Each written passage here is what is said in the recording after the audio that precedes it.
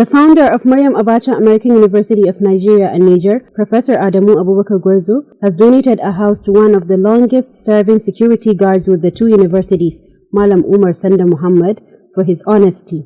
Presenting the keys of the house to Malam Sanda on Wednesday, the 21st of June 2023, at the permanent site of MAAUN, Professor Gwarzo said to the recipient, who worked for the universities in Niger and Nigeria for over 10 years, was found to be sincere and honest throughout the period.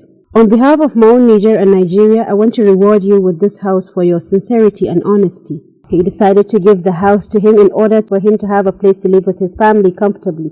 Professor Gwarzo, while presenting the keys of the house to Malam Sanda, said he decided to promote him because he is a serious person and is always at his job. He therefore advised the recipient to remain honest and sincere and hardworking wherever he might find himself. Professor Gwarzo also urged other staffs working in the university and elsewhere to emulate Malam Sanda because sincerity and honesty pays off. Responding, Malam Sanda expressed appreciation to the university and to the founder for the gesture and prayed to Almighty Allah to reward him abundantly.